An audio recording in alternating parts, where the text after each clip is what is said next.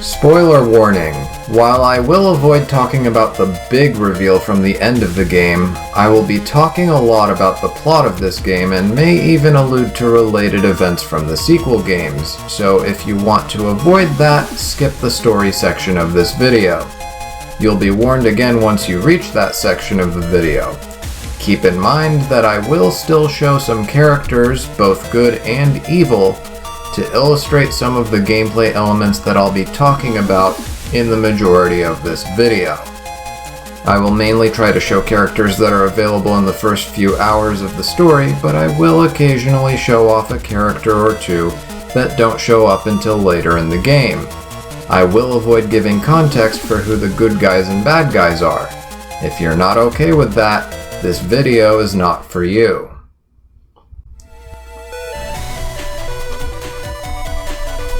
Mega Man Battle Network is a game that was originally released for the Game Boy Advance in 2001. More than 2 decades later, it was re-released as part of the first Mega Man Battle Network Legacy Collection, which is currently available on PC, PlayStation 4, and the Nintendo Switch, and contains the first 3 games in the series, including both versions of Battle Network 3. The first 2 games had one version only, so if you're thinking of buying the Legacy Collections, you can rest assured that you're getting everything, except for the spin-offs. I don't know exactly when I got into this series, but it must have been at least 15 years ago, well after the first game was released. My first exposure to the series was actually the Mega Man NT Warrior anime, whose English dub was released in 2003. Even though the events of the anime were loosely based on the plot of the game series, I had no idea that the game series existed until I saw a commercial for the 4th entry in the series, which conveniently left out the 4 in the title and simply referred to the names of the 2 versions as Mega Man Red Sun and Blue Moon. The commercial left me with the impression that these 2 games were based on the anime, and I had no idea at the time that there were 3 prequel games already in existence. So when I finally got my Game Boy Advance SP in 2004, I ended up getting the spin-off game Mega Man Battle Chip Challenge instead, which was a completely different type of game. I was an elementary school kid. I saw the face I knew from the TV show and thought, yeah, that's the one, and ended up buying something different from what I had intended. But in the end, it turned out to be a happy accident that I might talk about some other time. From there, I would end up discovering the Battle Network series during middle school, and so I got to play the whole series in release order. After growing up a bit, I got tired of my Game Boy and decided to hand it off, along with my games, to my younger brother, who left them back in Jordan when returning to the United States, and I hadn't seen my games ever since. Until last year, when the Legacy Collections came out, making this review possible. That's enough story time, let's finally talk about the game. The game takes place in the year 2000X, basically some unspecified time in the 21st century, in a separate universe from that of the classic Mega Man series where, instead of making robots, technological advancement followed a more software-oriented path. So many machines and devices in this world can be accessed and operated by humanoid AI entities known as Network Navigators, or NetNavis for short. Essentially, most electronics in this world are smart devices, which is the root cause of so many of the crises that you have to deal with in this game series. The devices often have a program or 2 running the basic operations of the device. That's these guys, by the way. They're called programs, Mr. Progs, or simply Progs, and they kind of look like frogs. I wonder what Pepe the Prog would look like. Anyway, your typical Mr. Prog isn't known for their combat capabilities. I mean, just look at them. They don't exactly look threatening. So a malicious Navi, or even just a crowd of strong viruses under the instructions of a bad actor, can easily disrupt whatever operations the Prog may have been responsible for. That's where NetNavis come in. They log in, or to use the game's terminology, jack in, to these devices to perform tasks or fight viruses or other bad actors that may be causing the device to malfunction or stealing data from it. While there are exceptions, most Navis will be working under the instructions of their net operator, or net op for short. Net operators will usually have their Navis stored on a device called a personal terminal, or PET, which is essentially the Navi's home or charging station. When jacking into a device, the Navi is transported out of the PET, but as long as the PET is connected, the Navi can still communicate with their operator and receive programs that help them with their tasks, primarily in the form of battle chips. Now try this! Cybersword Battle Chip in! Download!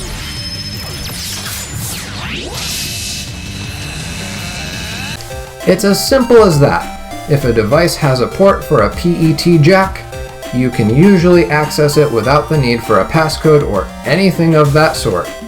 What could possibly go wrong? You get to find out firsthand playing as Lan Hikari, a 5th grader who seems to always be around when cyber criminals are up to no good, and his trusty net Navi, Megaman.exe, aka Megaman. So how do you even play this game? While there are a lot of times where you have to travel in both the real world and the cyber world to find certain items or someone you need to talk to for narrative reasons, the core gameplay is essentially a card game. The tutorial does a good job explaining the fundamentals. In a battle, Megaman is able to move within a grid that is 3x3 as a default. On the opposite side of the screen is another 3x3 grid that is the opponent's side of the field. You can tell by the color of the panels whether or not they belong to you, and you can only step on your own panels, though you will see exceptions to this throughout the series. Each battle will see you facing up to 3 opponents. These opponents will usually be viruses that have a specific behavior you need to work around to dodge attacks or avoid other nasty abilities and effects that they might have, such as cracking your panels, which causes them to break for several seconds after you step on them, outright breaking panels without even needing to crack them first, stealing some of your panels, leaving traps and hazards on your side of the field, or even healing your opponents. Every now and then, instead of viruses, your opponent will be a single Navi who has way more HP than your average virus. Whether it's a group of viruses or a single Navi, you'll be moving around the grid to avoid enemy attacks or to get yourself in position to make a move yourself. Here's where the card game aspect of these battles comes in. While Mega Man does have his Mega Buster as a built-in weapon, it takes a long time to take down enemies with it because it takes away a tiny amount of the enemy's HP per hit, even when fully upgraded by the end of the game. Your main source of damage is actually going to be the battle chips that you send to Mega Man. Every chip will either be an attack or some sort of effect. If it's an attack, the attack power is shown here once you move the cursor over it during battle, though there are exceptions to look out for.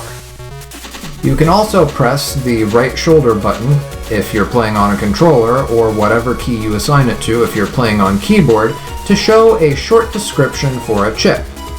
At the beginning of a round, you will have 5 random battle chips drawn from your chip folder, which you can think of as a deck of exactly 30 cards. From those 5, you can select a chip and start the next turn.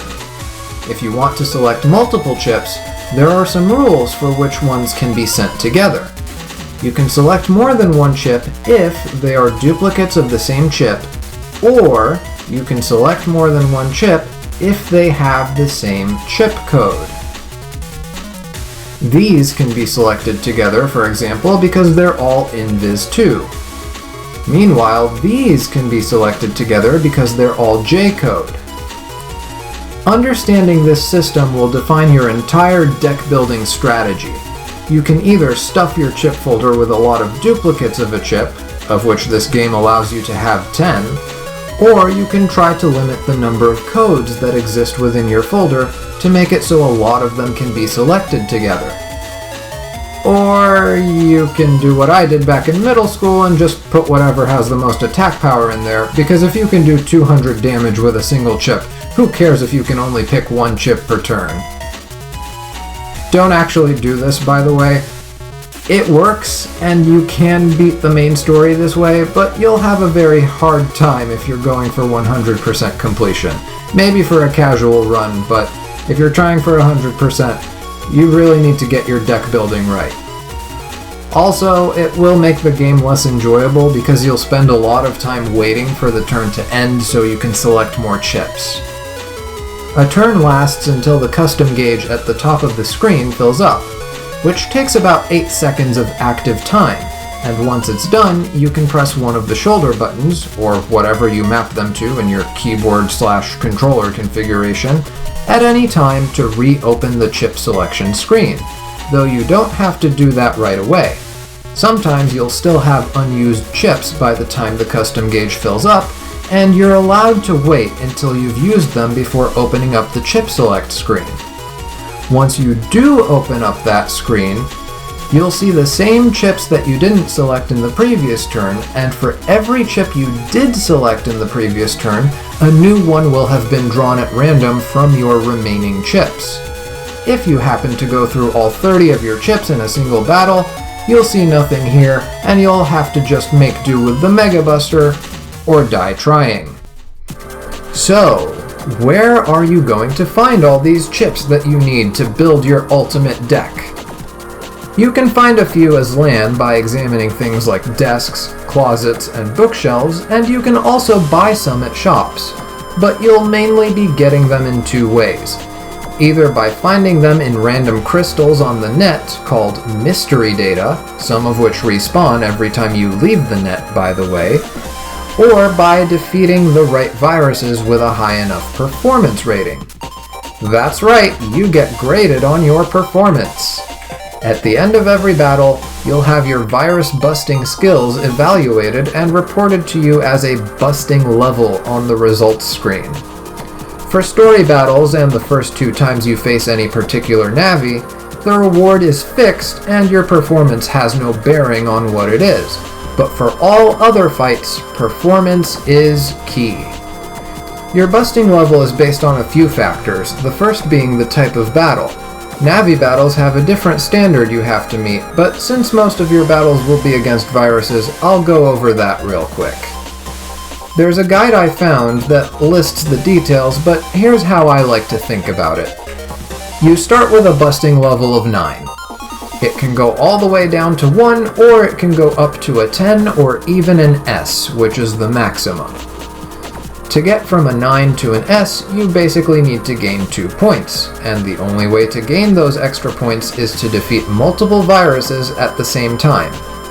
Deleting 2 viruses at the same time is called a double delete, and scores you 2 points, while deleting 3 viruses at the same time is a triple delete, and gets you 4 points.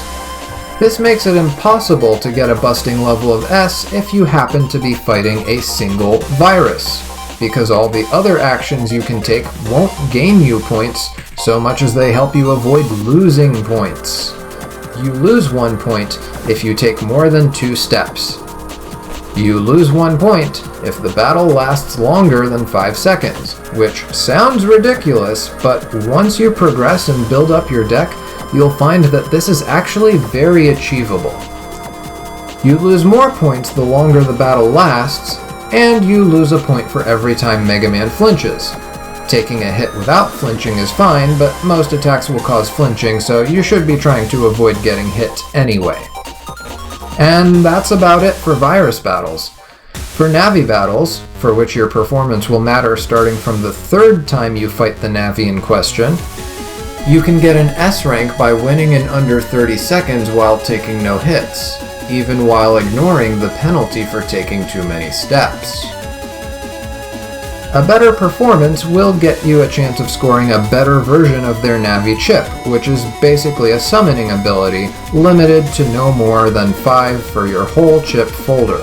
And that's all you really need to remember for busting level. Here are the exact details if you still want them, and I'll link to this page in the description if you want to look at it for yourself. The game never explains any of this to you, by the way. The only thing the game tells you is that you want your busting level to be high and that you have to fight well, but it never tells you what counts as fighting well. The fanbase figured it out through trial and error, I imagine. Or maybe they went into the game's code, could be either or. I always felt when playing as a kid that there was a penalty for moving too much, which turned out to be true, but I'm glad to see that I was wrong about my other assumptions. I used to be under the impression that the game penalized you for missing your shots or using too many attacks to get the job done, but I guess it only looked that way to me because those two things usually coincide with taking too long to end the fight. In any case, since we've now covered how busting level is determined, it's time to get into how it helps with getting battle chips. Whenever you win a battle, you have a chance of either getting a battle chip or Zenny, which is the standard currency in the world of Battle Network. Both are valuable for the majority of the game, but Zenny becomes useless by the end once you've bought everything you want from the shops, which have limited supplies, by the way, so even if you're interested in every little thing that's up for sale, you will reach a point where you straight up can't spend your Zenny. Chips, on the other hand, can be spent endlessly at the chip trader machine for a chance to get a new chip at random after you reach a certain point in the game, so getting dozens of unusable duplicates can still be helpful. Both the chips and the Zenny you can get from an encounter depend on your busting level in two ways. Firstly, it affects the chance of getting chips versus Zenny, with the chances generally tipping in favor of chips as your busting level increases.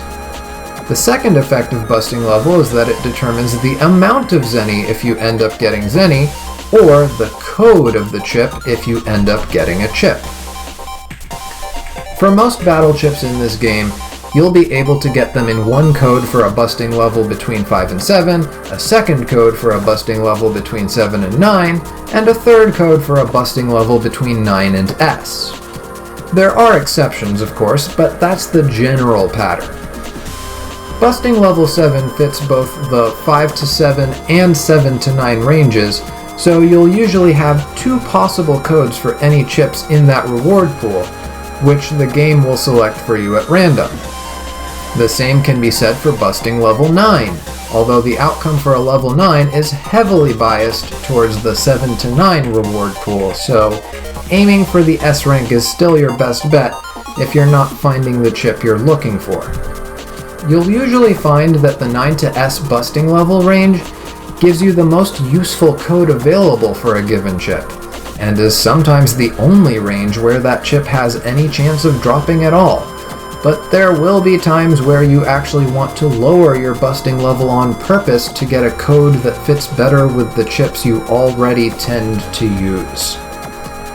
And that's assuming the code you want is even available for that chip in the first place. You see, every chip in the game has 5 and only 5 possible codes that can be associated with it. Cannons, for example, come in the codes A, B, C, D, and E, so you'll never be able to use them together in the same turn with something like Invis 1, which comes in the codes I, J, L, O, and Q. You can usually get 3 or sometimes 4 of the possible codes for a chip by seeking the correct virus, but some codes can only be obtained from mystery data, trading with NPCs, or using the chip trader once you have it unlocked. I'm not sure how much thought was put into the code distributions for some of these chips.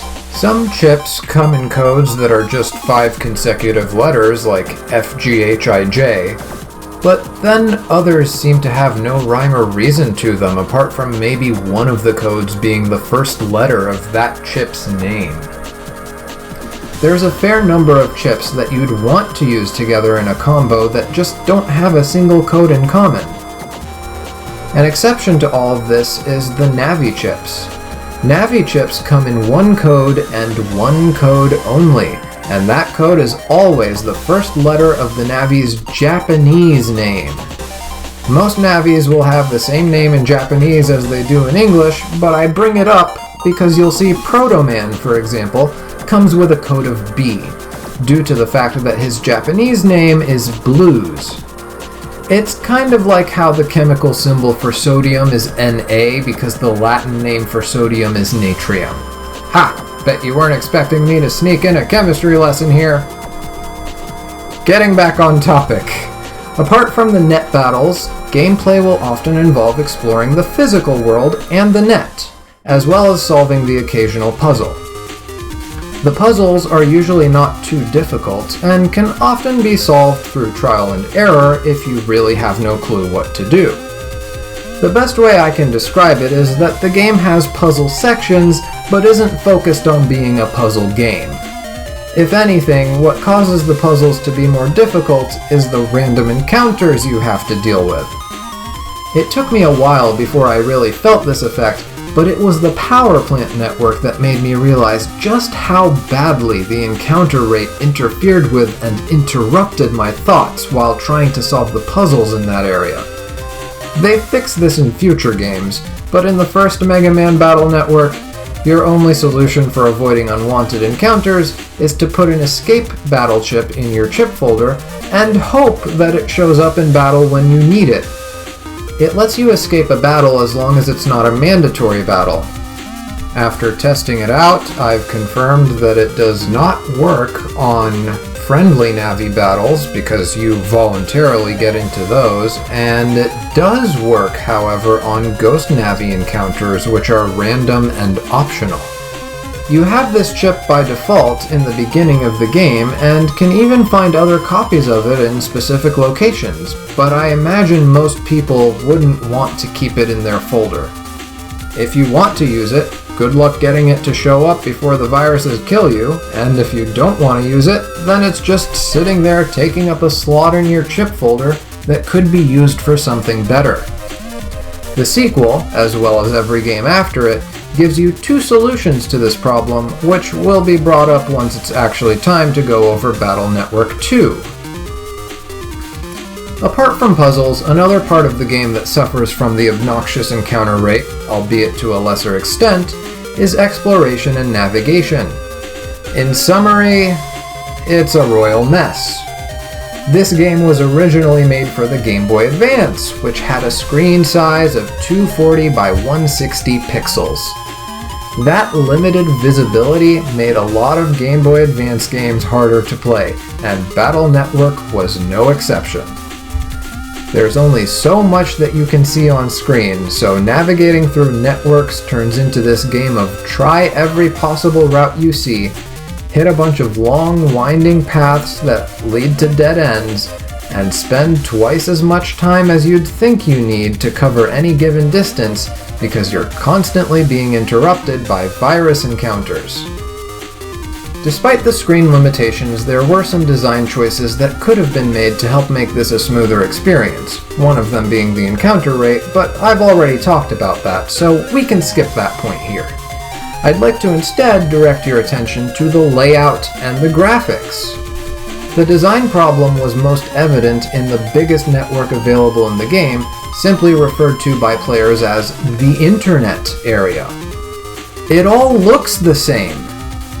Future games in the series use a variety of colors and backgrounds to help make it easier to spot where the main roads are versus the dead ends, but the first game suffers from an internet area that's practically a labyrinth. The paths all look the same, and sometimes they even overlap each other to create layers which, while giving you more of a 3D feel to the game, end up obscuring your view of the roads on the lower layers, which is at its worst in this place right here. Look at this! Look at this! Unless you follow a guide or take a few steps in this direction by accident, you could easily waste a lot of time looking for a way to get to this exit. You can at least see that there is an exit, so you know you need to look around, but imagine if they moved the path just a little further to the top left. If that had been the case, so many people wouldn't have even known that there was something to look for. You could argue that this is a bit more acceptable because of the fact that it's an optional area for completionists. The casual player doesn't need to bother with it, and the completionists clearly enjoy the game enough that they don't mind spending some extra time exploring, so this is A-OK. Well, here's another example of difficult navigation that is mandatory. When you get Dex's link, you gain access to the second area of the internet, referred to by the player base as Internet 2. You immediately come across a normal Navi who tries to give you directions. The Navi says, if you keep winding up from here, you'll see the Metroline safety program. Oh, and if you go down that ramp and take the first turn, you can go to the lower level. But which way is winding up here? Which ramp is that ramp? And what does he even mean by lower level? You just got here and haven't seen anything yet, so for all you know, he could be referring to a lower level that's below where he's currently standing.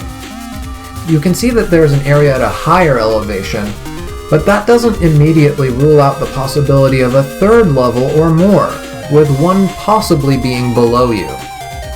Later on, you can talk to him again and he'll say that you can go up from here to reach one destination, go down and right to reach another, and go down and left to reach a third destination. I have no idea what he means here. The game is presented in an isometric view, and it's never made clear which direction is considered the quote-unquote true north direction. Is it towards the top right of the screen or the top left? When they say left, do they mean the actual left side of the screen, or do they mean their left, Mega Man's left, the top left of the screen, or even the bottom left? It's unclear. You wouldn't need any of this at all if they had bothered to give us a map menu, which is something we never get in any of the games. Or at the very least, instead of a map menu, they could have had us press a button to go into a sort of camera mode and just pan over the screen to look ahead and plan a route before wasting time going down the wrong path. It's nice that you can actually find mystery data in those dead ends, but once you get to a point where you have an abundance of chips and zenny, you'll find yourself wanting to just get a move on and reach the next area that has the encounter you're looking for. Since the game itself offers no real solution to this problem, the player base is here once again to save the day. Behold, maps! This is Internet 2 that you're seeing on screen right now. Just look at this mess! Not all areas are as messy as this one, but some notable contenders include the network at Land School and the network of the power plant. I won't show you the power plant maps on screen because they show puzzle solutions that I don't want to spoil. I will say, however, that if you don't mind being spoiled on puzzle solutions, using the power plant maps is strongly advised because even as someone who has played the game before, I wasted so much time meandering through this place due to their decision to make invisible roads that can have you going around in circles until you find the right path. Supposedly, there's a way to tell which way to go based on the patterns of the visible roads, which do look like arrows, but following the arrows can still lead you to dead ends and can sometimes point you away from where you're supposed to go. So I have no idea how they intended for you to figure this out besides doing trial and error. And the cherry on top? The excuse for the invisible roads is that there's a power outage being caused by a criminal net Navi, but once you defeat that Navi and come back later, despite the power being back on, the roads are still invisible. The power plant is unpopular for a reason, but if you can tolerate it, then I think you might have enough patience to deal with the flaws of this game. That covers the basics of the gameplay, so now we move on to some more advanced topics and some strategy tips.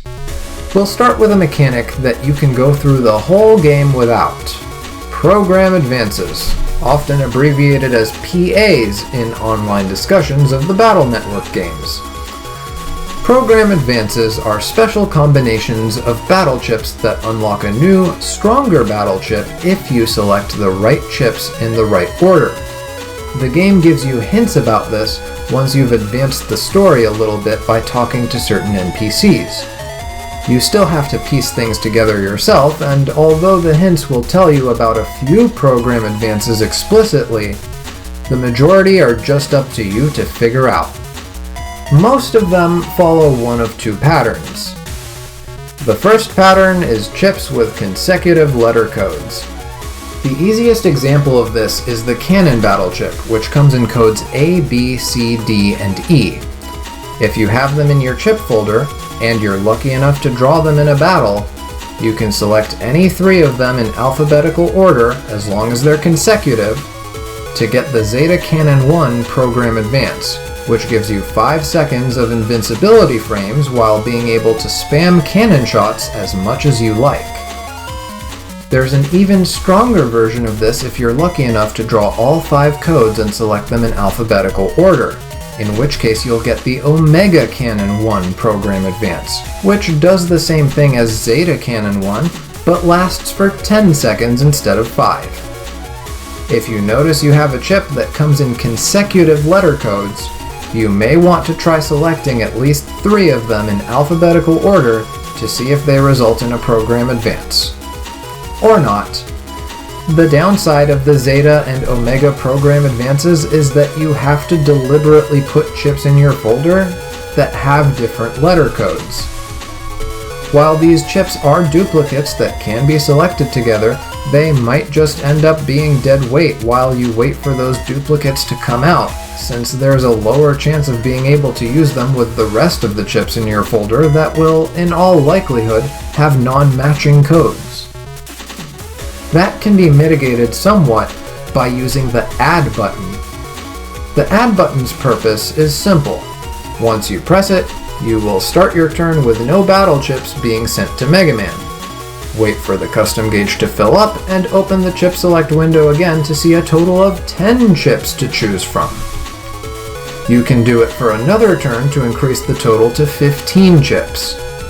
Keep in mind that you still only get to choose a maximum of 5 battle chips out of that 10 or 15, and that you go back to having only 5 to choose from after you've already made a selection from this expanded hand. It can be quite helpful for getting program advances, especially if you're going for the ones that require 5 chips.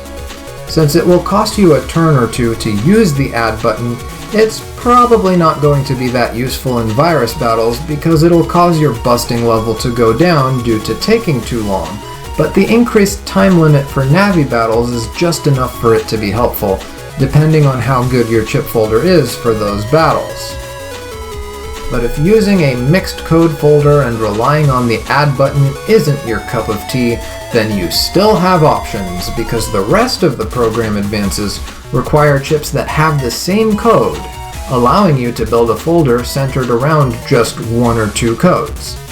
In this case, the chips needed will usually be related in some way, and will usually need to be selected in order of increasing tier, if that makes any sense. The example that was made popular by the anime is Sword, Wide Sword, and Long Sword, in that order. Program Advance! Program Advance! Cyber Sword, Battle Chip in! Download!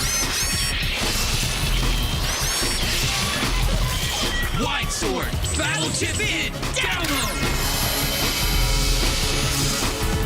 Long Sword, Battle Chip in! Download!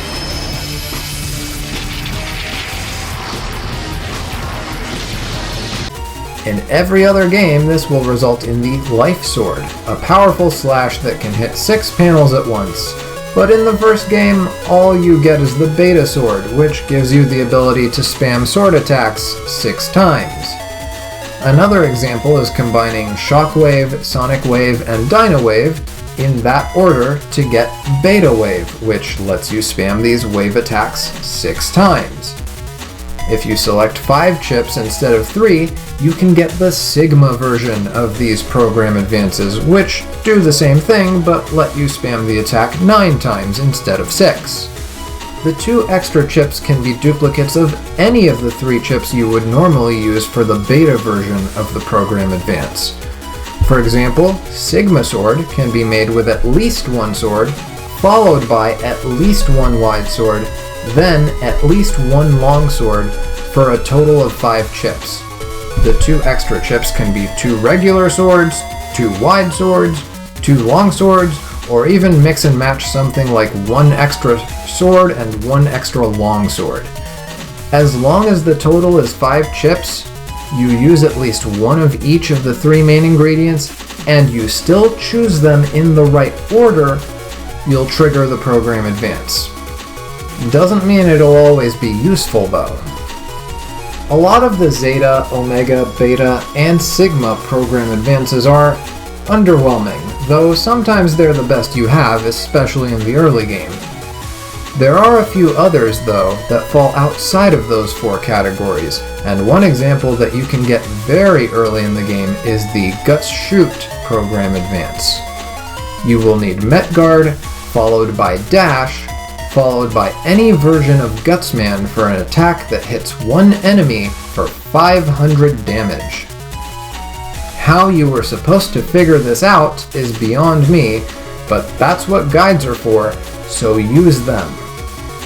You'll realize that for a lot of the program advances, the game will often make one of the required chips harder to obtain. Even if the chip itself isn't rare, one or more of its codes might be difficult to obtain. The cannon is actually a good example of this. Virus battles will only drop codes A, B, and D for the cannon battle chip. Cannon C will be available at a shop in limited supply if you're willing to pay a whopping 3,000 zenny for it. Not worth it in my opinion.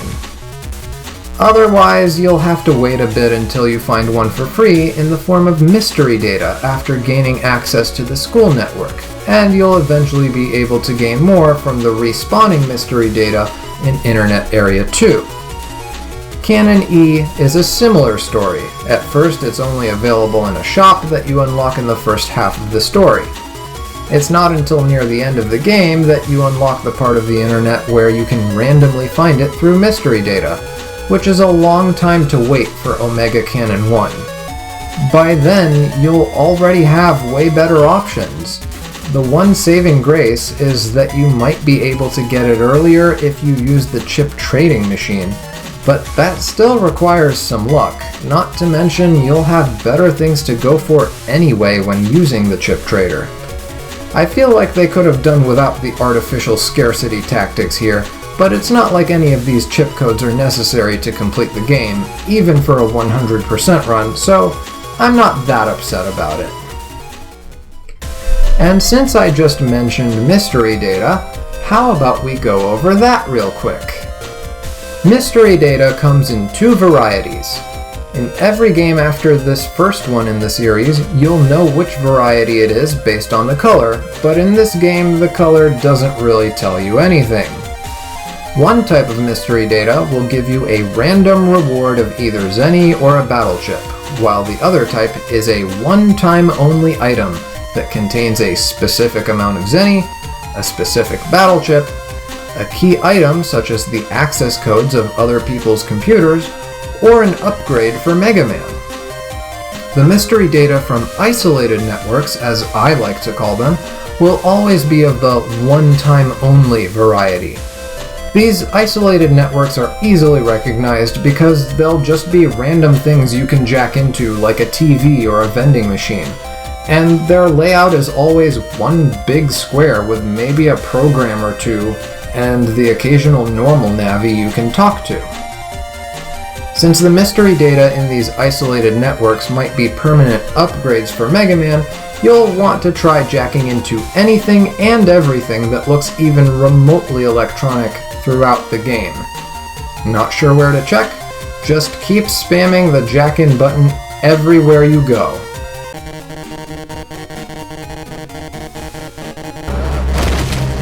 Man,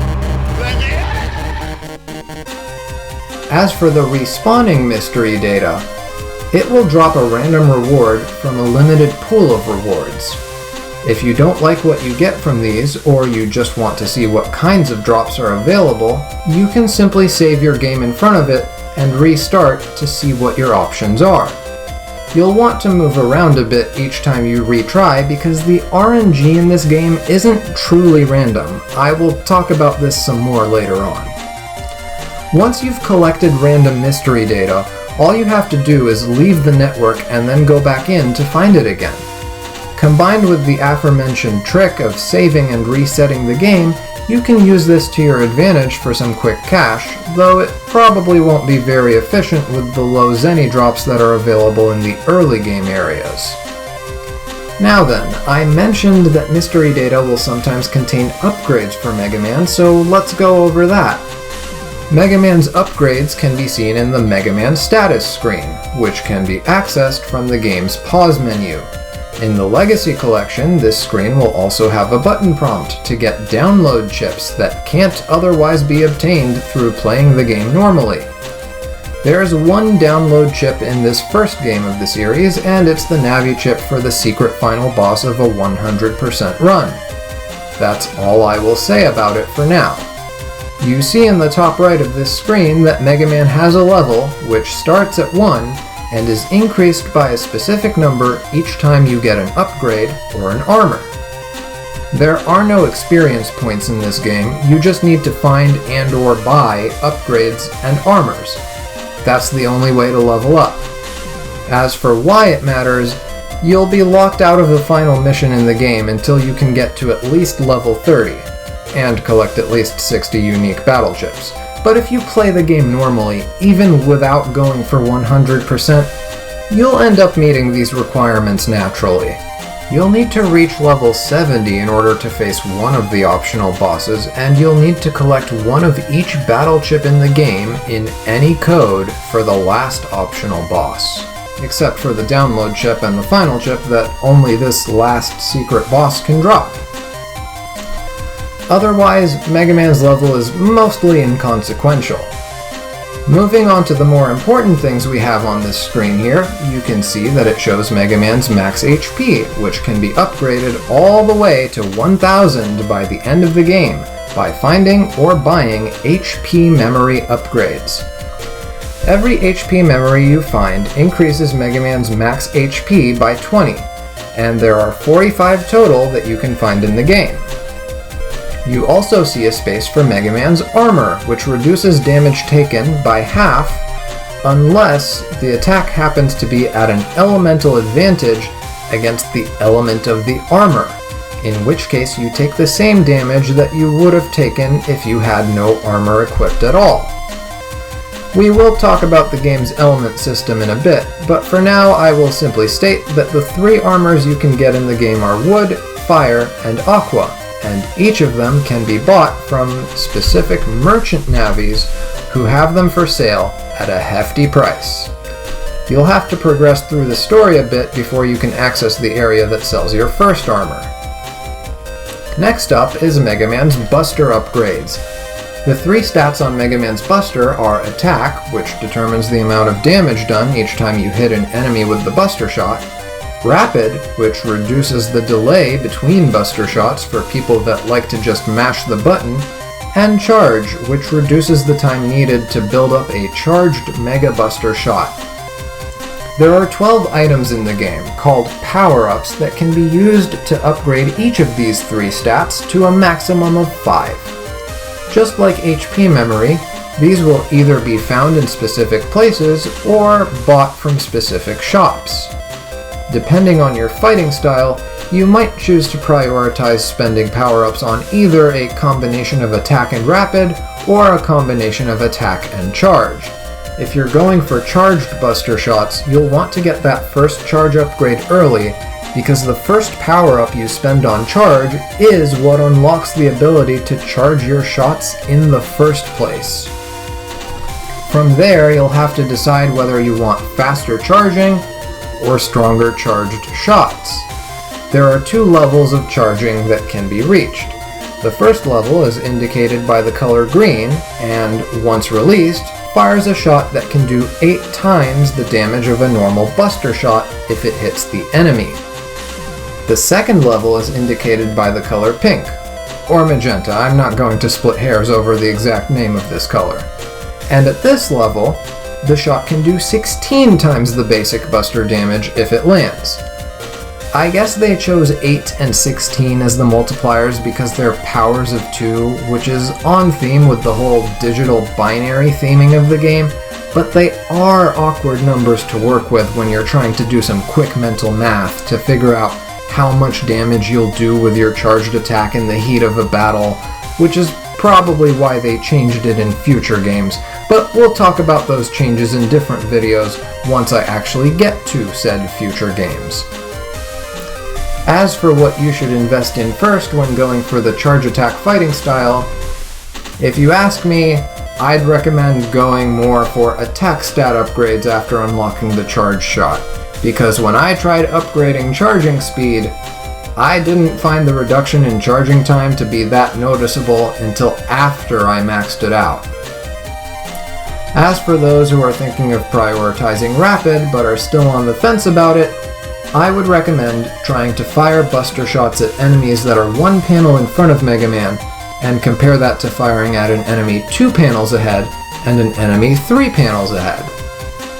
It will give you a feel for how the rapid stat works before you have to commit to it by spending a power-up.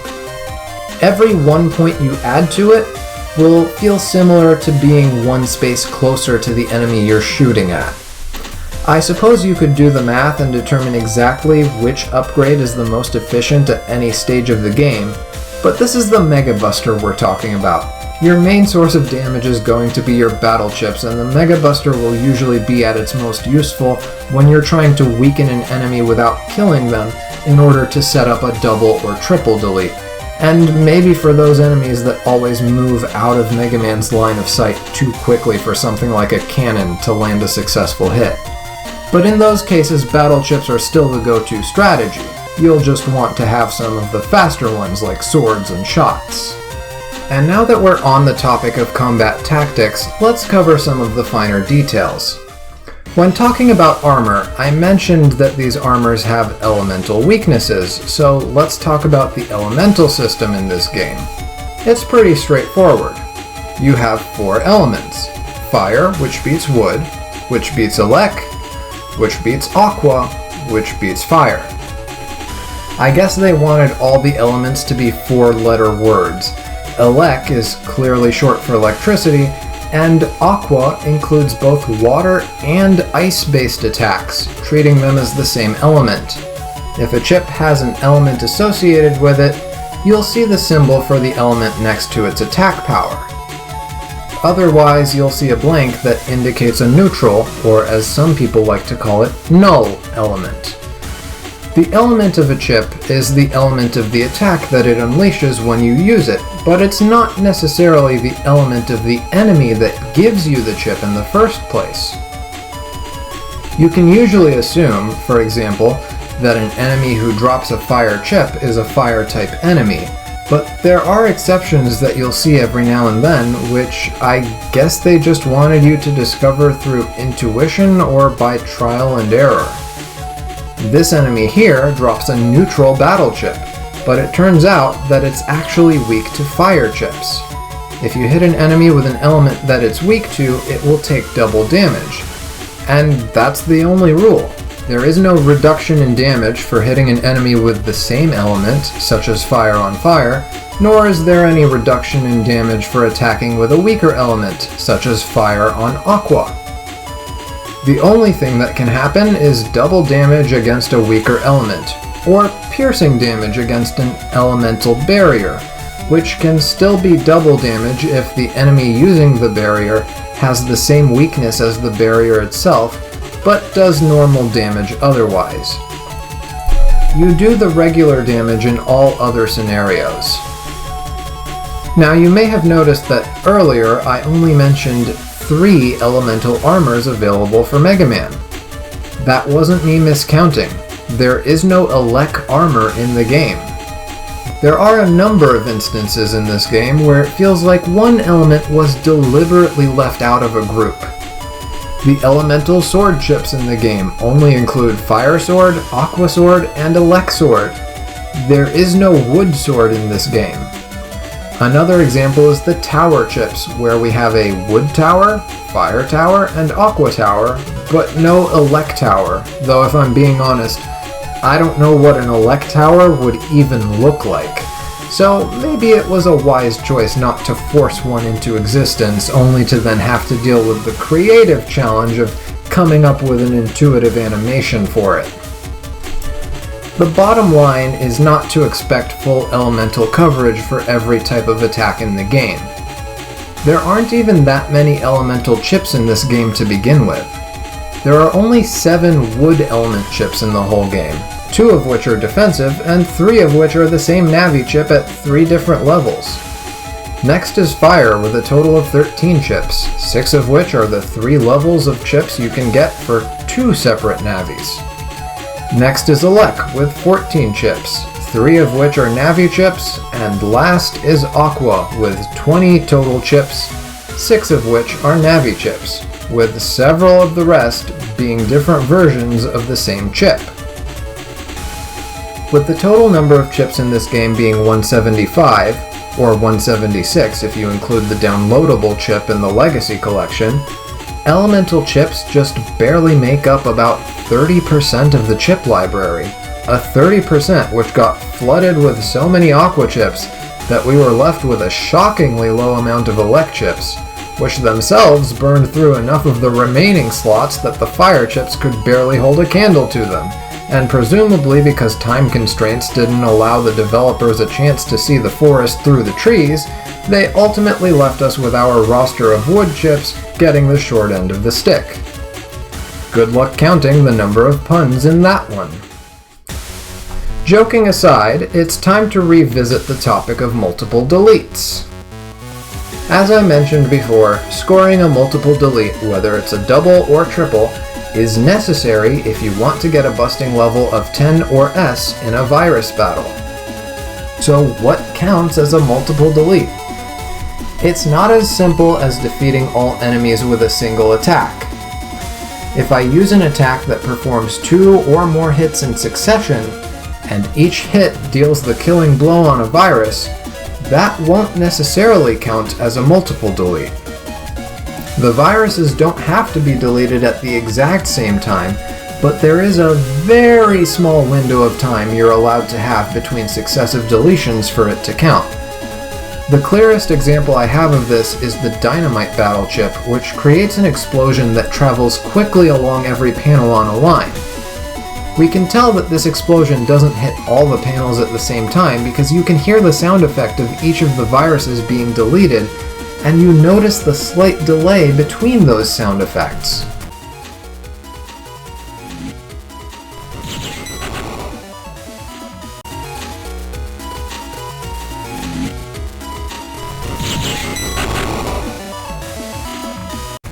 If you're fast enough, you might be able to exploit this by using 2 or more screen dimming attacks in succession. You're gonna have to be really fast. You're basically gonna have to mash the button in order to get the second one to activate immediately at the end of the first one, or else you're gonna miss the window. It's only like 10 frames. But otherwise, yeah, just exploit your screen dimming chips. A screen dimming chip, by the way, is a battle chip that causes the screen to become temporarily darker, or in other words, dimmer, when it's activated. All Navi chips are examples of screen dimming chips. During the time that the screen is dimmed down, active time stops ticking. You'll notice that the custom gauge stops filling during the whole time that the screen is dimmed, unless it was already full to begin with. And if more than one virus is deleted during this time, it will count as a multiple delete. Even if a lot of real time passes between those deletions, as long as it happens while the screen is darkened, the game treats everything that happens within that time as if it all happened on the same frame. With enough skill and practice, you can abuse this in all sorts of fun ways. You can even do something like this, where you set up one attack to trigger after a delay, then perfectly time your screen dimming chip to delete another virus at the same time. Figuring out how to maneuver around different viruses that have different movement patterns, different movement speeds, and any other notable behaviors they may have, while knowing that you have these kinds of strategies available to you, turns these encounters into a sort of puzzle game where your planning and strategizing starts to matter more and more for people who really want to pursue that maximum busting level, making it just as much of a thinking game as it is an action game, and I think that's pretty cool. Although it's not related to scoring multiple deletes, there are a few more things that should be noted about screen dimming chips. Most importantly among these is the fact that any time that passes during a screen dimming chip's animation does not count negatively towards your busting level. This may have been obvious to some people from the examples I showed, but the timer used to determine your busting level is paused when you're using a screen dimming chip, so don't hesitate to use them. Or do, because they can make some battles more drawn out than they need to be. You might have a powerful Navi chip that's perfect for the situation in front of you, but find yourself preferring to use cannons and swords because it just goes by faster that way. A lot of support chips have a screen dimming effect that is either too long or not even necessary in the first place. Chips that summon an object, chips that create a defensive barrier, chips that grant you invincibility, chips that alter the field, and chips that allow you to recover HP all tend to have screen dimming, but some of them really didn't need it, and that gets fixed from the second game onward, but for this game I found myself trying to limit my use of those chips unless I really needed them. Chief among these were the recovery chips, which I didn't really use at all in my recent playthrough of the game. The delay isn't that long, but I was so used to it being instantaneous in the other games even after all these years, that it just felt like coming off of the highway to a road with a lower speed limit. Fortunately, this game lets you get away with that because Mega Man's HP always resets to the maximum after every battle. That probably explains why so many of the tougher viruses can do so much damage to you, even with the armor cutting it in half. This guy, for example, can do 200 damage, and that's with the armor. Without any armor, you're taking 400 damage from this thing. There are two weaker versions of this virus that you may or may not encounter before this one, depending on where you choose to explore. The weakest of the three can do 200 damage if you're not armored. You can run into the strongest version of this virus as soon as you defeat the third criminal Navi of the game's story. You unlock a new location in the physical world, and in that location you can challenge a lady named Sal to gain access to some of the deeper parts of the internet area, which I like to call the deep web. You will need some skill to get there in the first place because of all the challenges you need to do along the way, but it's 100% possible to reach the place that has this virus before you even have any armor and before your max HP can even reach 400. These challenges vary, but in each area of the deep web, you'll receive a hint from a Navi nearby that gives you an idea of what to do in order to reach the next area, whether it's fighting at a high level, avoiding or not avoiding encounters, or collecting battle chips from the viruses in the area. So at least the game does something to make sure you're ready before letting you fight this thing. But here's another virus that can still ruin your day, and is much easier to come across. Same as before, all you have to do to find this one is go to Sal's location, but instead of challenging her, you can just jack into her cash register and find this thing, which can do 200 damage per hit without armor. And you definitely won't have armor at this point because the first armor you can get in the game is in a shop you can't reach without defeating Sal. Combined with the other viruses that can exist in Sal's register, and their ability to limit your movements with their attacks, you'll be in for a rough time, so I'd recommend holding off until you get the right battle chips for the job. In your pursuit of new battle chips, you'll want to actually test them out in a battle and do some experimenting to understand how they work. Although each battle chip comes with a description, some of these descriptions just can't give you a good idea of how it'll work. Chip descriptions are short, probably due to limitations on file sizes or screen sizes, or maybe because they just didn't want to implement scrolling for chips that could benefit from a longer description. Regardless of the reason, you have to test out your chips to understand how they work. I, for example, discovered through testing out the pop-up chip that its effect, which makes you invincible when not attacking, expires as soon as you reopen the chip selection window to start a new turn, which is not something you want to find out right when you challenge the final boss. Some of the barrier chips might also have expiration conditions after a certain amount of time or after starting a new turn. I don't know personally, I never really used them. Another example that I had to test out multiple times was the set of tower-type chips, like Fire Tower. I came to learn that you can manipulate the direction the attack travels by simply moving Mega Man up or down by a panel, but that there also might be a delay before you change the attack's direction of travel if you don't move fast enough. Speaking of delays, a lot of chips in this game seem to have a bit of a delay between the time their animation is completed and the time you're allowed to activate your next chip, so that's also something you'll want to get a feel for. The Gutsman Navi chip, at least for the first game, will always move up to your opponent's side of the field, making sure to crack only their panels, breaking them if they happen to be cracked already, and failing to reach any enemies that are behind a broken panel. Chips that summon an object to the field will remove the previous object you placed on the field, which was the bane of my existence because I kept forgetting throughout my recent playthrough that the dynamite chip summons an object. I could go on with the examples, but I think you get the idea.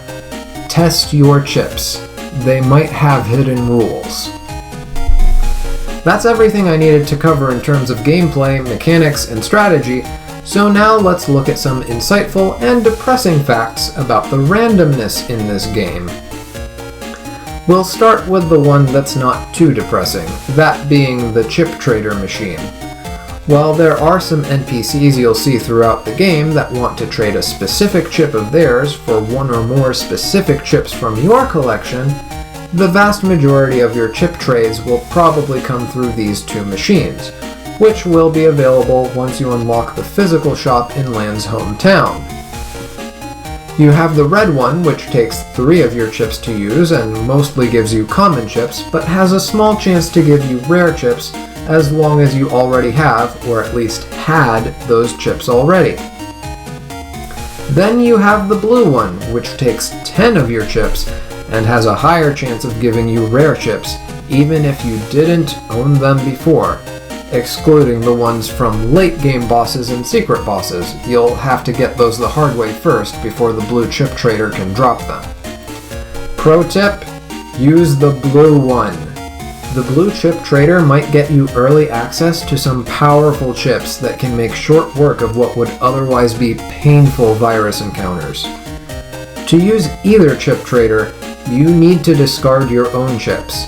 The chips you discard have no influence on what you get, so always just use the chips that you can't or won't use in battle. Since you can only put a maximum of 10 copies of any chip in your folder, 5 if it's a Navi chip, any copies you have beyond those amounts are dead weight anyway, so you might as well just throw them into the chip trader unless you plan on trading the extras with your friends. The chip trader actually lets you sort your chips by quantity when deciding which of your chips you want to use on it, so take advantage of that. If it sorts from lowest to highest, just press the sort by quantity button again to sort from highest to lowest, and there you go. Make sure to save your game before doing all this, because Battle Network 1 is the only game in the series that allows you to cheat the system and retry until you get something you like. It's also worth noting that these chip traders have a 75% chance to give you something you already have versus a 25% chance to give you something from their list that you don't already have.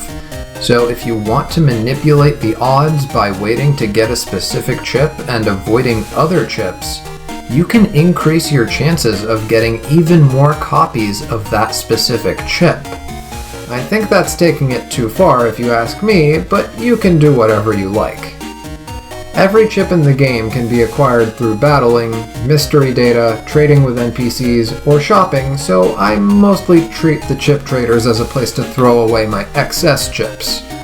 I do use the saving trick, but I don't get too greedy with it.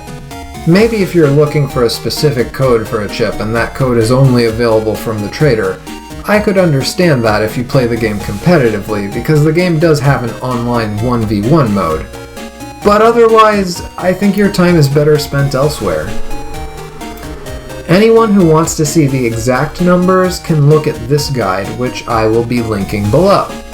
And in case I piqued your curiosity with the mention of competitive play, I can't really comment on it because I haven't tried it, but you can look up some competitive Battle Network matches on YouTube if you want to get an idea of what it's like. People seem to gravitate mostly towards Battle Network 3, 5, and 6 for competitive play, so be warned that you might spoil yourself, and if that's fine with you, go have fun with it. It's time to talk about busting levels yet again. So in that same guide I just mentioned for the chip traders and their drop rates, you'll also find this breakdown of what you can get at each busting level. You can read through the exact details yourself, but I just want to highlight the part that talks about busting levels 9 through S. For a chip that only drops in the 9 through S busting level range, the chance of getting that chip at busting level 9 is only 3.125%, or 1 in 32. This increases to a 25% chance at busting level 10 and a 50% chance at busting level S, with the other 50% chance giving you Zenny. These rates get lowered even further if the encounter has viruses in it that have their own chips to throw into the pool of possible drops. This makes some chips notoriously difficult to obtain without a double delete, and the two worst offenders just so happen to be paired with a different virus in a setup that makes double deletes really hard to obtain. There is a video going over these two chips that you can check out, which also goes over strategies for getting the double delete needed to S-rank the battle. I happened to get one of these two chips by a stroke of luck from the chip trader, and for the other one, I found a strategy similar to the one in the video, but even that wouldn't have been enough if I hadn't learned about the absolute worst part of this game's RNG. Ladies and gentlemen, it's time to talk about the most depressing aspect of the RNG. It's time to talk about RNG manipulation.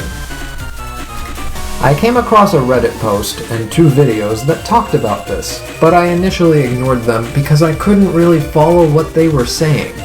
I was missing some sort of context that the videos assumed I must have had, but after getting tired of roaming around the net, looking for the right encounter, and hoping I'd get the right chips for a double delete on the first turn, to only then get a 25% chance of receiving the chip I needed, I decided to go back and look into this RNG manipulation thing some more.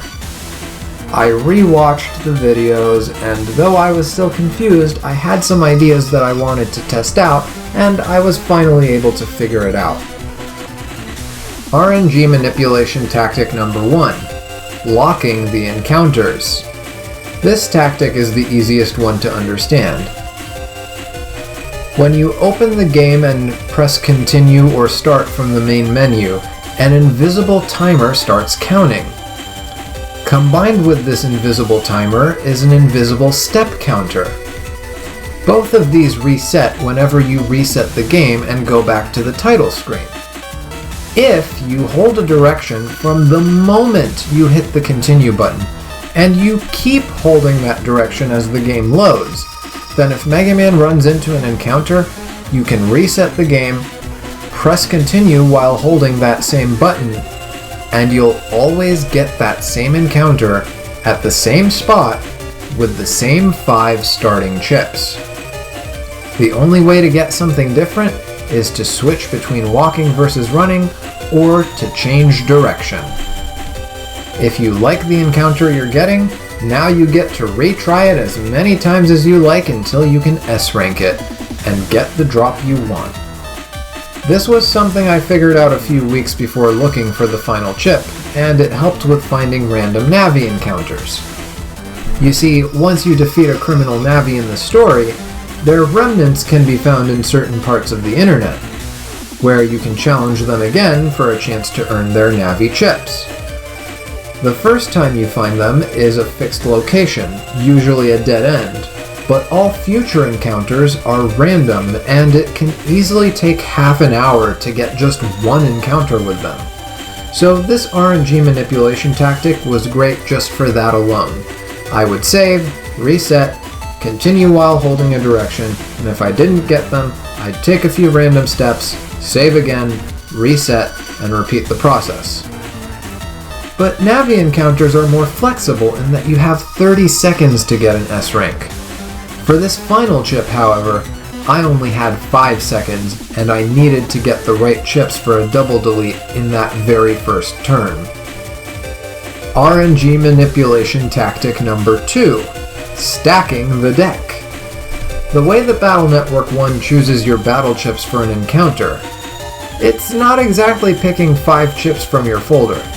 It's picking 5 slots from your folder and loading this into your starting hand on the chip select screen.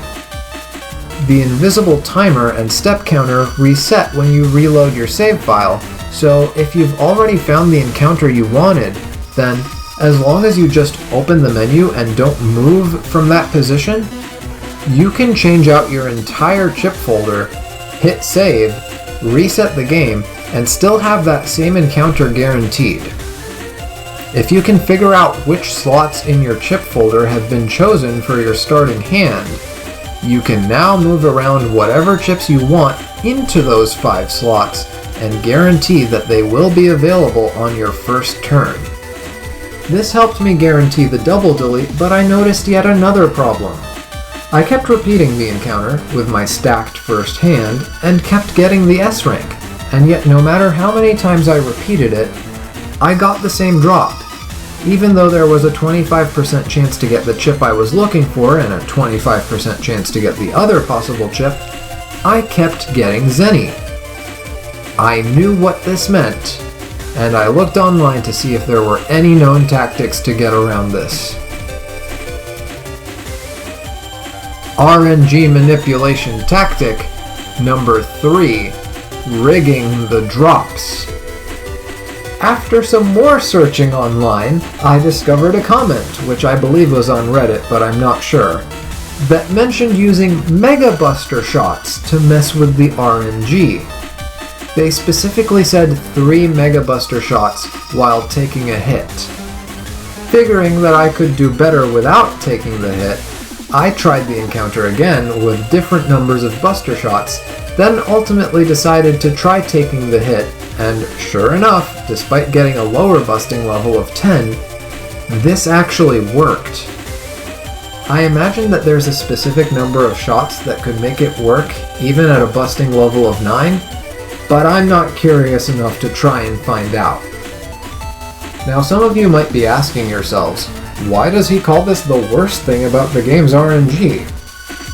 It's quite simple. If you play the game normally, spending hours looking for the right encounter with the right starting chips, and reliably repeat the same strategy in the hopes that it'll take a reasonable amount of tries to get the chip, then because you're using that same strategy each time, your result is fixed. You're being punished for not manipulating the RNG. Maybe this could be corrected through a change of strategy, but the encounter in question doesn't leave you with many options. There simply aren't that many attacks in the game that can hit both of the enemies you find in this encounter, while also doing enough damage to delete both of them. And to top that off, one of the enemies has a protective barrier that you need to get rid of, while the other one can only be attacked during a very short window of time when it decides to come down from off screen to attack you. It's simply not fair to the player.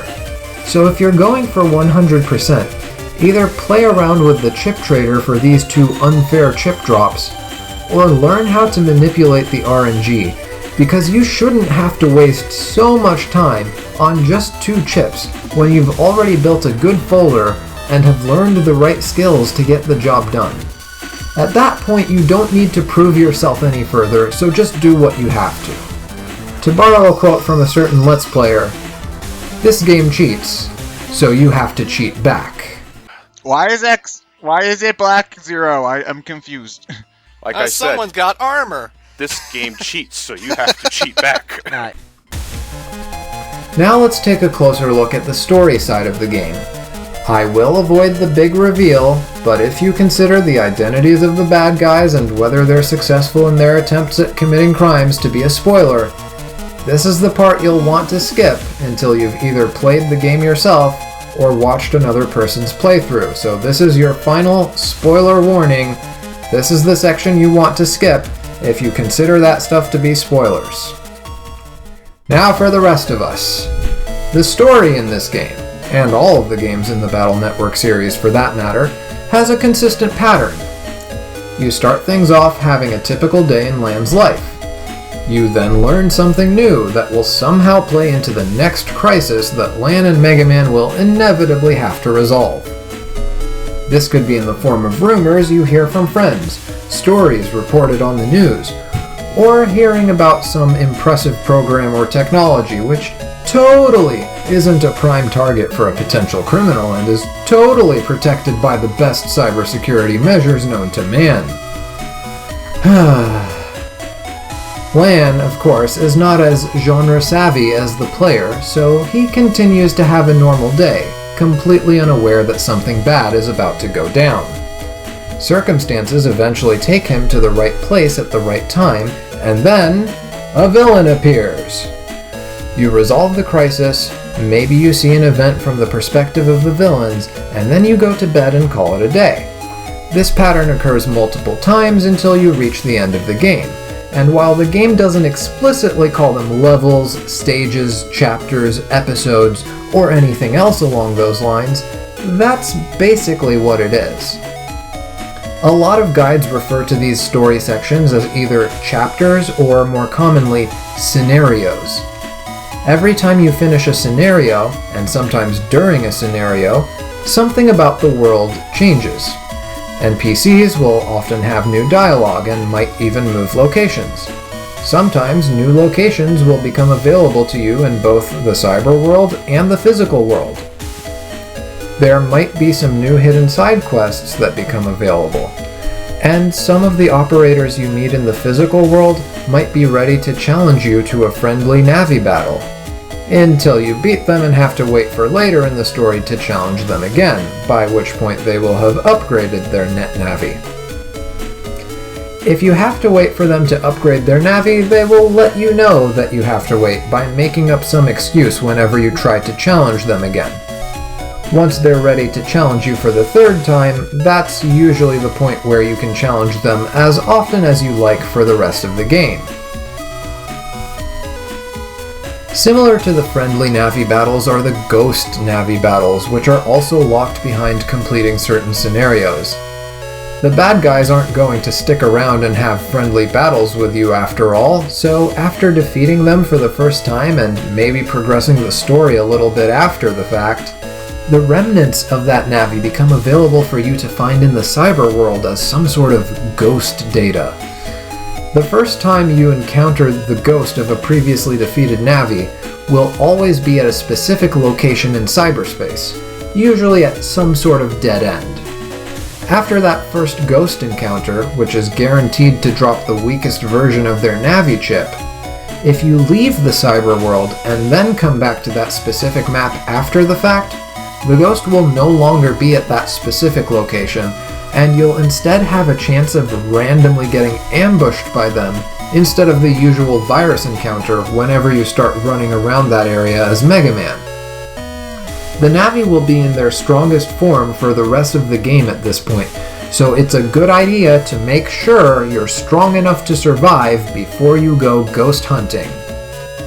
That being said, Sometimes it'll take several tries to get this random Ghost Navi encounter, so the RNG manipulation tactics I described earlier can definitely help you secure as many retries as you want if you're going after their Navi chips for completion. So what do you have to do to complete a scenario? If you pay attention to the dialogue, you'll often be told what to do and where to go. If you forget or just didn't pay attention, you can press a button, left shoulder button by default if using a controller, to receive a reminder and/or a hint. This reminder will come from Mega Man if you press the button while controlling Lan, and will come from Lan if you're playing as Mega Man. Although they can be helpful, there are times where all you'll get is some sort of comment, or you'll be told something kind of vague that can leave you feeling lost. You can usually resolve this by examining every item and talking to every NPC until you eventually find what you need, which isn't the most fun, but you probably won't have to do that more than once or twice for the whole game, if at all. Striking a balance between challenging the player to think for themselves while not being too obtuse isn't always easy to do, so I'm not too bothered by this. Thankfully, guides exist, so if you ever reach a point where you've spent half an hour running around in circles with no clue where to go or what to do, just ask online or consult a guide. Now, without going into too much detail, let's talk about the villains and what they're after. Although it changes from game to game, the villains of this first entry in the Battle Network series are an organization known as the WWW. Despite being spelled as 3 W's, it's supposed to be pronounced World 3, and I can't tell you why that's the name they chose to go with. The best theory I have is that the developers, being Japanese, probably thought it sounded cool, so they went with it, and the spelling WWW was probably chosen for its association with the term World Wide Web. The World 3 are led by this universe's version of a classic Mega Man villain known as Dr. Wily, who wants to destroy the world because he felt that his research wasn't valued enough. To that end, he sends out his followers to locate and steal 4 super programs, one for each element in the game. His plan is to use the super programs to create the ultimate virus and conquer the world. Typical cartoon villain stuff, but it had the potential to be something much deeper.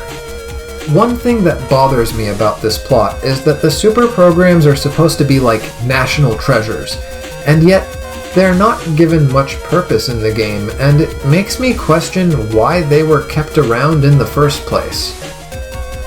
We get to see 3 of these super programs stolen over the course of the game, and there's hardly any consequences for them being stolen. The fire super program is stolen from the oven at Lan's house, and no comment is made about whether it served any useful purpose there prior to being stolen. The aqua super program is stolen from the waterworks, and when asked about it, Dr. Freud, the guy in charge, questions why World 3 would have any interest in it at all, given that he and his colleagues were only using it to make the water tasty. After these programs get stolen and the villain behind the theft gets chased off, everything is just back to normal for the most part. If these programs were so inconsequential, you'd think it would be smarter to just get rid of them before someone like Dr. Wily could find a way to misuse them. The saddest part is the wood super program, which is shown near the end of the game to be in the possession of World 3, but we never see how they got their hands on it. And I suspect this might have been a case of cut content due to deadlines or budget constraints.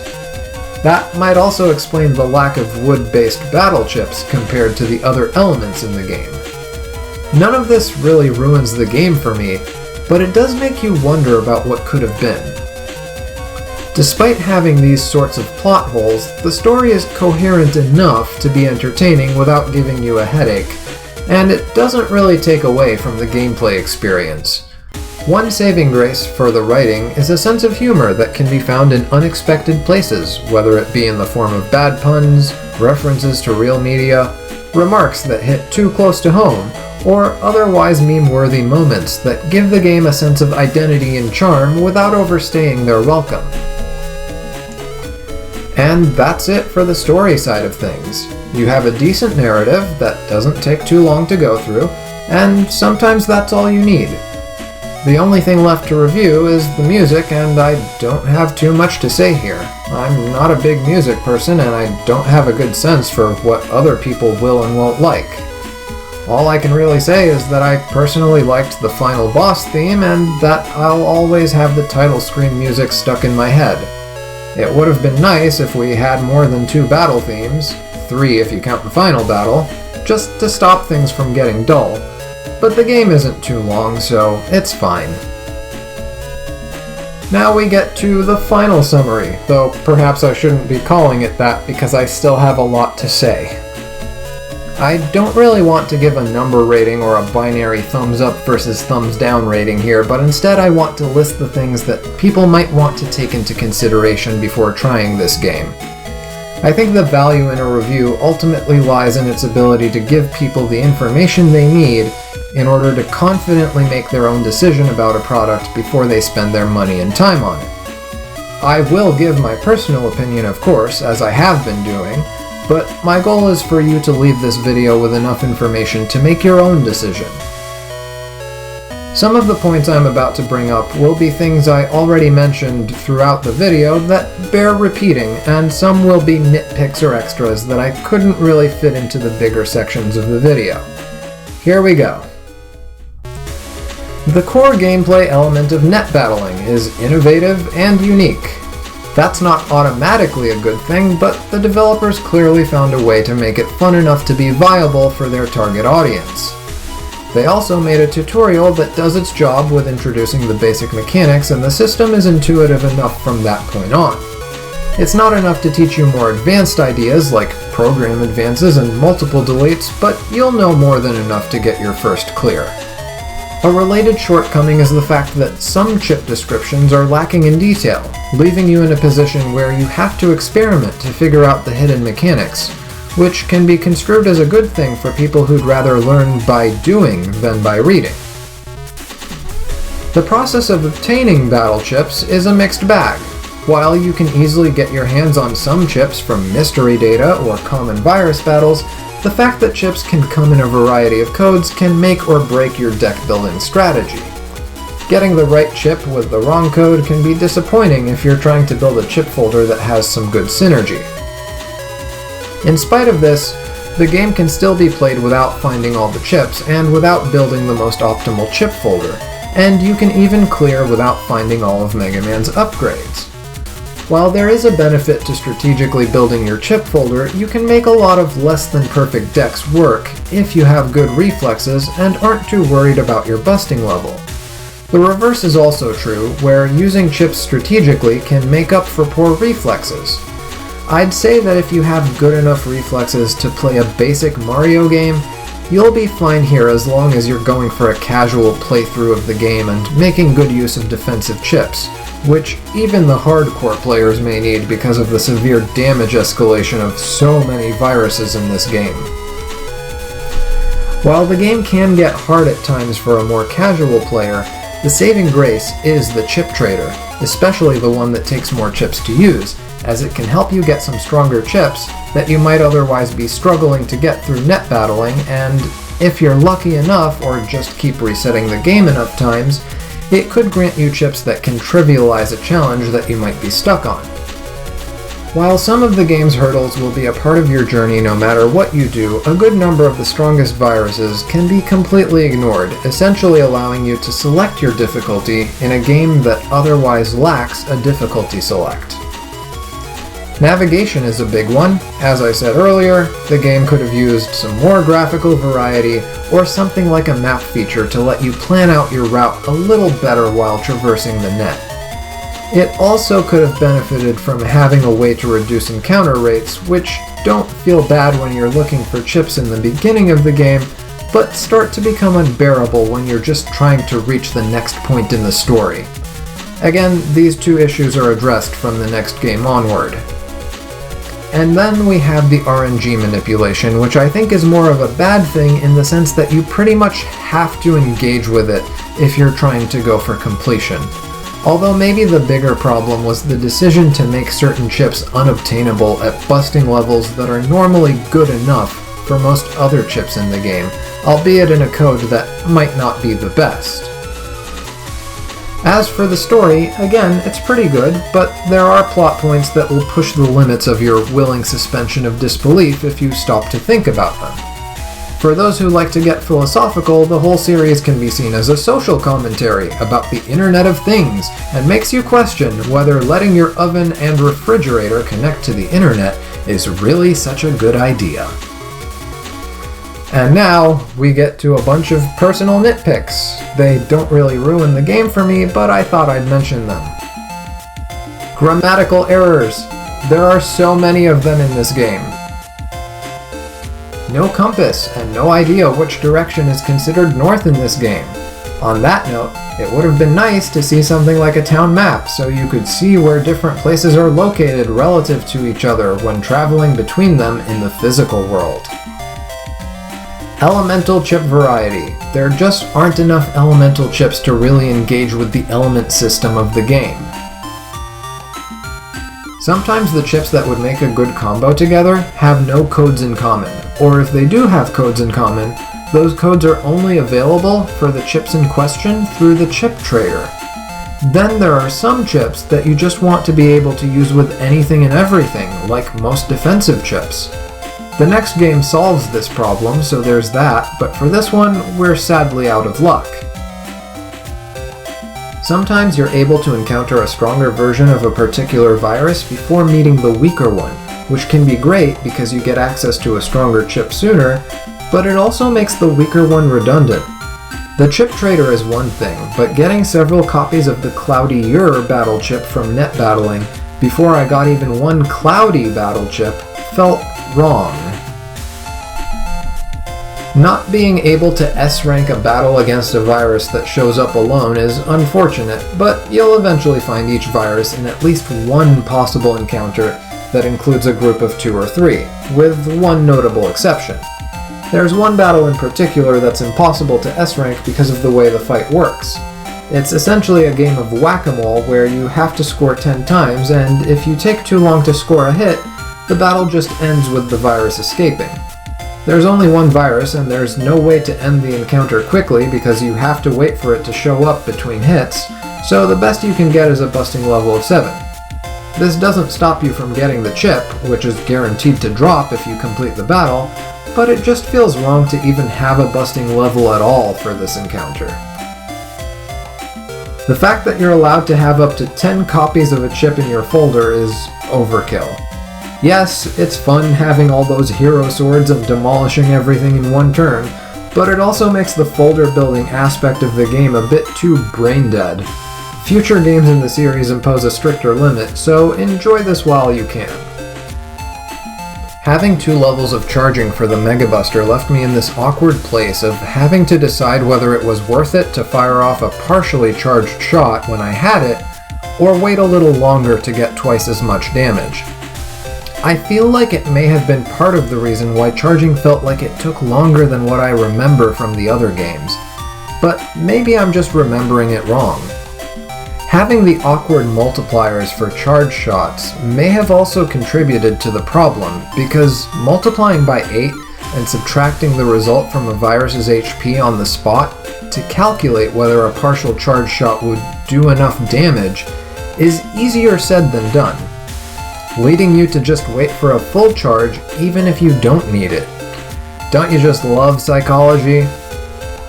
Speaking of charge shots, once you get to the final area of the game, you get a temporary power boost that raises the Mega Buster's base attack to 6, which makes a fully charged shot do 96 damage. This feels like the biggest tease ever because the final boss has a shield that only goes down when it attacks you, or if you break it with an attack that does at least 100 damage. Just why? Once you buy everything there is to buy, there's nothing else to spend your Zenny on. It would have been nice if you could unlock a chip trader that takes any, or have a shop with infinite stock that sells you cheap chips that you can then throw into the chip trader, which would achieve the same thing with extra steps. There's a limit on constructs that can be placed on the field. You can't have more than one on the field at once, and I definitely ruined some of my battles by forgetting that fact. What's more, you have no ability to freely place them on the field. It's either random for things like time bombs or directly in front of Mega Man for things like dynamite. Unlike future games in the series, the only panel types in this game are normal, cracked, and broken. You won't feel this if you start with Battle Network 1, but if you started the series from any other game, you might end up feeling that something is missing. The names of viruses aren't given in this game, but the one exception given in the tutorial confirms that they do have names. They start showing names for viruses from the second game onwards. Armor seems pointless because when you progress the story, it feels like the enemies just do more damage to compensate for it anyway. The concept of Navi deletion is hard to take seriously. The anime treats it as a permanent thing and draws a clear line between a Navi being forced to log out from taking too much damage versus being completely deleted. In the Battle Network games, however, main characters will often refer to having backup data for Navis, and yet the games still feel the need to play up the drama whenever a Navi on the good guy's side is deleted. And the final nitpick. This lost girl and her mother. They should have been a side quest, but no matter how many times you talk to them, you can't reunite them through any actions of your own. And now, just a few more extras worth mentioning. I didn't say much about the multiplayer mode in this game. I don't have experience with it, and I can't really comment on it. Like I said before, judging by the multiplayer battles that I occasionally see on YouTube, it seems that the most popular games in the series for multiplayer are Battle Network 3 and Battle Network 6. Probably because Battle Network 3 adds a lot of customization options to the series, and Battle Network 6 has the most refined version of the battle system, but we can look at those two games more closely once we get there. There's also a big online community of competitive Battle Network players that I learned about in recent weeks, and I might participate after I'm done playing and reviewing the whole series. Which might take another 1.5 years at this rate, but we'll see. If you're playing through the Battle Network Legacy collections, all you have to do to access online multiplayer is open one of the games and choose the Network or COM option from the pause menu, and hope you can find someone online who's willing to play with you. You can have matches that are just for fun, or you can have matches where you can get a random battle chip from your opponent if you win the match, or lose a random chip to them if you lose. I don't really like that aspect of it, so I recommend only playing for fun. If you want to give battle chips to a friend, you can just trade with them directly instead of losing a match to them on purpose and relying on chance, so there is no reason to recommend putting your chips at stake. Also, you'll want to actually play the game and get some chips and upgrades beforehand if you want any chance at winning. And that's all I can say about multiplayer. Ask around online and the pros should be able to answer your other questions, and maybe have a look at this video too. Another feature of the Legacy Collections is Buster Max mode, which you can toggle on or off at any time when playing any of the games in the collections.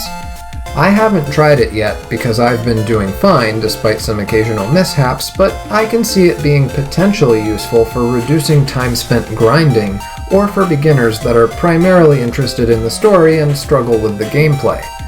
From what I've heard, it multiplies the damage for all of Mega Man's Buster shots by 100, which is rather absurd, and combined with some of the Buster modifications you can make in the later games, the ridiculousness can escalate even further. I might be tempted to use it for grinding, but I'll see how far I can get without it first.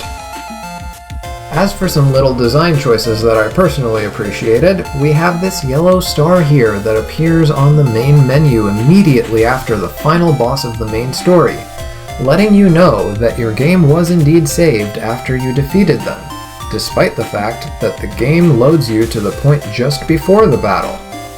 What little zenny or chips you gained on the way to the final boss are also saved, and some of those chips are rare, so that's a relief. Another design choice I liked relates to the main shop in the physical world.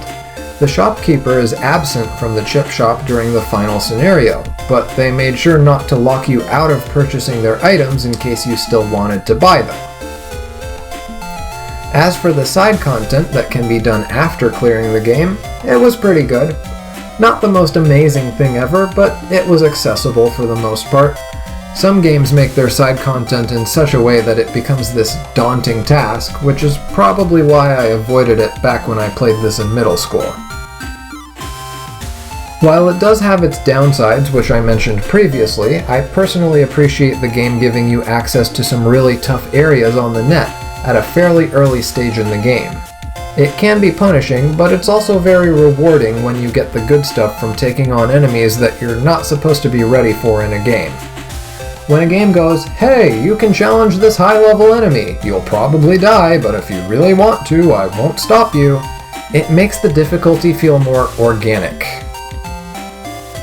Enemy HP is next. I appreciate the fact that they got it right by placing it under the Navis and not above their heads.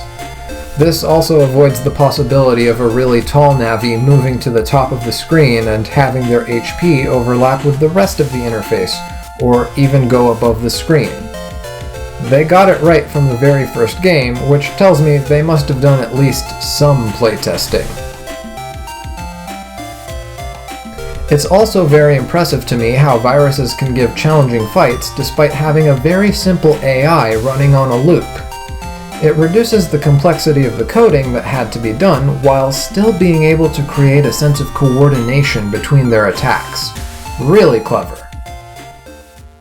And finally, what I enjoyed the most out of this was getting to see where the formula was at before the developers iterated and improved upon it in the sequel games. This is perhaps the number one reason to play this game for someone who already played the other, better games in the series. To go back and see where it all began, and to see how each game gradually built on the foundation. To picture the process that ultimately got us 6 games, or 10 depending on how you count the ones that came as paired versions, and some spin-offs. It's the prologue to an inspiring story that demonstrates how you are allowed to put out something that's good enough, learn from your mistakes, and do better the next time. And I hope that gave you everything you needed to know about whether this game is right for you. If you've taken an interest in the story, but the shortcomings of the gameplay are too much for you to tolerate, or you're just not too keen on the type of gameplay you saw here, you might prefer to watch someone else's playthrough of the game. Perhaps consider watching my own. As for those of you that are sure they want to play this game, I have a few more bits of advice for beginners before we finally wrap things up. Firstly, no matter which game in the series you start with, I don't recommend going for completion on your first run. Give yourself time to learn the game, do what interests you, and make your way to the end of the story. Everything will still be there for you to do after defeating the final boss, so you can come back for completion without having to start a new save file. Second, don't obsess about chip codes too much until you have experience. You can beat the game without knowing anything about optimal deck building. Just try things out and see what works for you, and don't be afraid to change your setup a few times if you're stuck on any particular battle. Third, use the maps. I will include a link to a site that has maps for all of the networks in all of the games. These maps do show puzzle solutions and the locations of ghost navis, so be careful if you want to avoid being spoiled on that. but otherwise don't hesitate to use them, especially for Battle Network 1. Apart from the maps, I did find a few other resources to be helpful. The fandom.com wiki for the Battle Network series can be useful if you're going for completion, as it can offer guidance on how to unlock the secret bosses, but the most helpful part of this site for me was the battle chip list, which tells you where to find battle chips and/or the busting levels required to get each of them. If it's a chip that drops from a virus, you can also click on the name of that virus, taking you to a page that lets you know where you can find it. Pair this up with another wiki at the Rockman EXE Zone, which might not be as vibrant in terms of visuals, but can fill in the gaps where the fandom.com wiki is lacking. While it can show you battle chip information and combinations for program advances, my favorite part of this site so far has to be the information they have for all the encounters you can find in a given network. At the time of recording, I'm playing Battle Network 2, and this information has been very helpful to me when hunting down specific viruses, as it lets me plan ahead and choose to look around in the area that has more chances to find my target virus and/or encounter the virus in question in a setup that I can S-rank more easily with the chips I currently have. I will post links to these and other resources in the description for convenience. As for recommended order, you can do whatever you want. There are some things from earlier games that give context to a few events in later games, such as the big spoiler of the first game, but outside of that, each game's story is mostly self-contained. I will be playing and reviewing the games in order because that's the type of guy I am, and also because it won't feel good to play the better games first, only to then downgrade to a worse experience after that. So if you plan to play all the games in the series anyway, my advice is to save the best for last by playing in release order. If you only want to play the ones with a more pleasant experience, I'd personally recommend Battle Network 3, 5, and 6, though some people hate 5 for some reason. I'll look into it when the time comes to review it. That's it for advice. And because I know somebody will probably ask, no, I don't have any experience with the Star Force series, but if a Star Force Legacy Collection is ever released on PC, I do plan on giving it a try, though I won't be making any promises as to when I will try it. If you made it to the end of the video, thanks for sticking around. This is the most ambitious and most edited video I've ever made, and it's my first video of this type on my channel, so whether you liked it or hated it, tell me why so I can hopefully fine-tune the format for next time. Speaking of next time, while this channel wasn't explicitly meant to be an education channel, that is the bulk of what's currently here, so if you expect weekly game reviews, you're not at the right place. I have created a separate channel for gaming videos if you want that sort of content, but miscellaneous stuff like these gaming reviews will be posted here with no particular schedule. Reviews will be posted when they're done. And that's it for me. Have fun, don't forget to do your homework, and remember that ignorance is not bliss. Take care, and I'll see you in the next one.